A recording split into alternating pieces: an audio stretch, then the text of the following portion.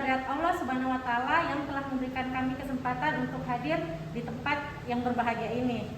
Tak lupa pula kami mengucapkan terima kasih kepada dosen pengampu Ibu Rafika SSI MKes yang telah memberikan kami kesempatan untuk mempresentasikan voucher kami yang berjudul validasi metode analisis cemaran DNA babi pada bakso sapi menggunakan primer mitokondria D-loop 22 dengan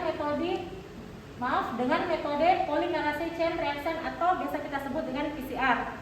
Baiklah, untuk mengefisiensikan waktu, kami akan memperkenalkan kami dari kelompok 8. Perkenalkan, saya sendiri bernama Ika Mustika Trasmaditya dari kelas Ajeng 22. Selanjutnya, nama saya Nadia Ayu Septia dari kelas Ajeng 22. Nama saya Andi Sri Ayu Astuti dari RPL 2023. Nama saya Odenevi Perdani dari RPL 23. Maraknya pencampuran bahan non-halal seperti daging babi dalam produk olahan makanan seperti bakso sapi telah banyak meresahkan masyarakat, terutama bagi penganut agama Islam. Untuk itu, diperlukan metode yang handal dan sahih dengan sensitivitas tinggi untuk dapat mendeteksi secara spesifik cemaran babi. Untuk alat yang digunakan, yang pertama adalah gel agarose, kemudian microwave, micropipet, centrifuge, Legend Micro 17R, neraca analitik, PCR, CVX 96, Seeker EFM 60, spektrofotometer UV vis, vortex, dan yang terakhir water bath. Kemudian, untuk bahan yang akan digunakan adalah ultra pure agarose, aqua bidestilata, steril, aqua bebas nuklease, dapar lisis, dapar pemuat, dapar TE, dapar TBE, DNA leader, enzim tak green, etanol absolut dan etanol 70%, etidium bromid, kemudian fenol, kloroform, proteinase K, RNA, SE, serta Baiklah, saya akan menjelaskan tentang analisis DNA. Analisis DNA ada dua, elektroforesis gel agarosa, dan yang kedua pengukuran konsentrasi dan kemurnian DNA. Yang pertama, elektroforesis gel agarosa, DNA hasil isolasi sebanyak 10 mikroliter dianalisis yang telah ditambahkan 2 dapur pemuat dianalisis secara elektroforesis gel agarosa 0,8% menggunakan dapar TBE dengan pewarna etium bromide dengan arus 100 volt selama 60 menit. Gel agarosa hasil elektroforesis divisualisasi dengan UV transluminator dan digambar didokumentasikan. Yang kedua, pengukuran konsentrasi dan kemurnian DNA.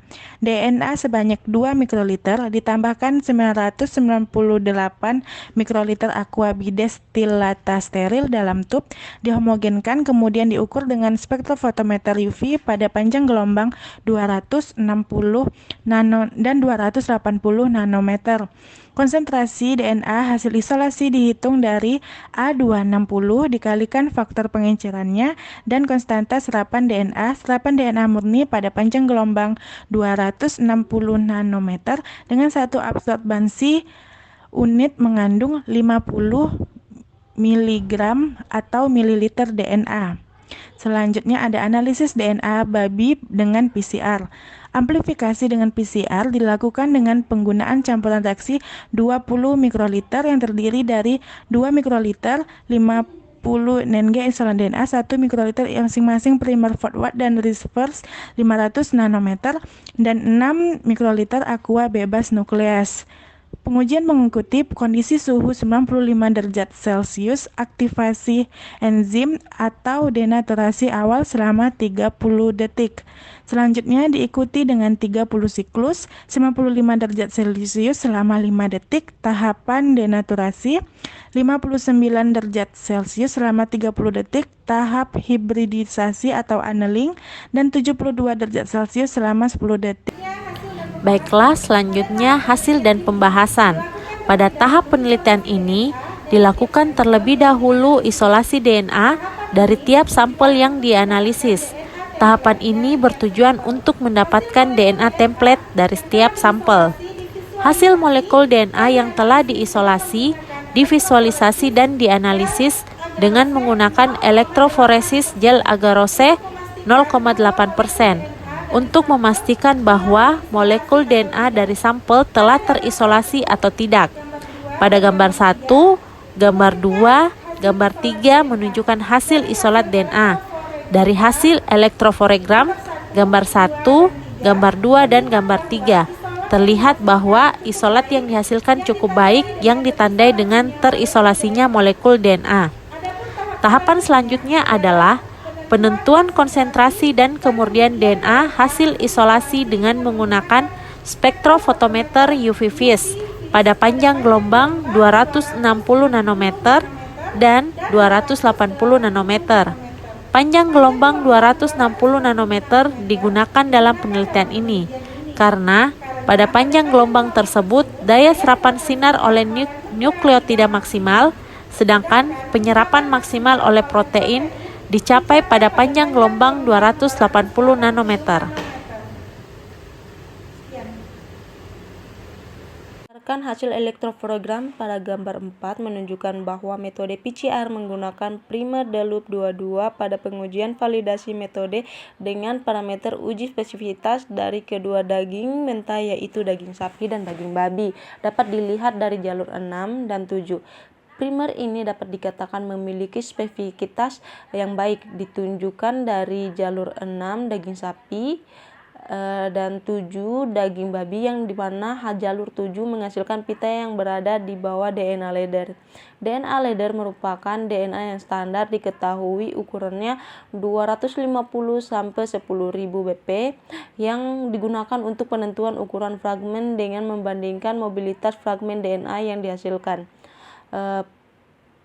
Pada pengujian sensitivitas yang diliputi 2 tahapan, pada tahapan pertama digunakan 1 isolat DNA daging babi yang diencerkan konsentrasinya menjadi 1:10, 1:10 pangkat 2, 1:10 pangkat 3, dan 1:10 pangkat 4 dengan menggunakan isolat berkode Y3. Hasil elektroforegram gambar 6 dapat dilihat pada jalur 1 sampai 5 dari kelima deret pengencer hasil pita yang beragam, namun hasil pita yang paling jelas pada jalur 4 yaitu 1:10 yang sudah tidak menghasilkan pita pada pengencer 1:10 pangkat 4 jalur 1. Pita yang sudah tidak dapat dilihat dengan jelas kemungkinan karena konsentrasi yang dihasilkan pengencer terlalu rendah digunakan proses PCR sehingga tidak mampu mengaplikasikan. Kedua, dilakukan variasi pencemaran tiruan daging babi dalam daging sapi dengan persentase 0,05%, 0,1%, 1%, dan 5% yang dapat dilihat pada jalur 1 sampai 4 gambar 5 yang menunjukkan kesensitivitas primer babi dalam mendeteksi DNA babi sampai konsentrasi 0,05% pada jalur 1.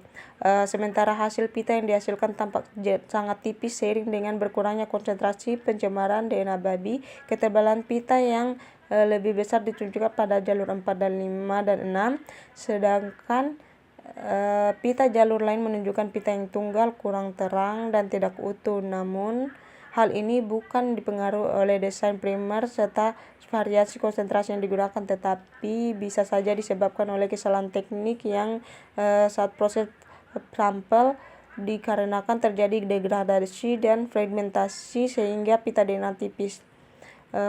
Pada pengujian terhadap produk bakso cura yang diambil pada beberapa wilayah di Makassar, semua sampel diuji menggunakan primer mitokondria de loop 22 gambar 4 dengan daging sapi sebagai kontrol negatif sementara daging babi sebagai kontrol positif. Berdasarkan hasil elektroforesis pada gambar 4 menunjukkan bahwa semua sampel dari jalur 1 sampai 5 dengan kode sampel I5, E7, F9, G10, dan H10 tidak menghasilkan pita dan hanya kontrol positif yang pita dengan ukuran yang jalur sama, jalur 7 dan 8 setelah dielektroforesis.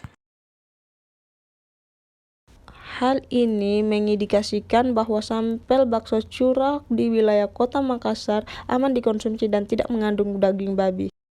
Kesimpulan pada flowchart ini, berdasarkan penelitian yang telah dilakukan dapat disimpulkan bahwa yang pertama, primer di log 22 merupakan primer yang spesifik hanya mengamplifikasi DNA babi dan tidak mengamplifikasi DNA lain hingga cemaran 0,05%.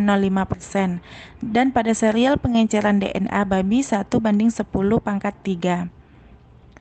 Yang kedua, sampel bakso sapi yang terdapat di wilayah Makassar tidak mengandung DNA babi. Sekian dan terima kasih. Itulah tadi hasil presentasi dari kelompok kami. Semoga apa yang kami sampaikan dapat bermanfaat untuk semua. Lebih dan kurangnya mohon dimaafkan. Wabillahi taufiq wal hidayah. Wassalamualaikum warahmatullahi wabarakatuh.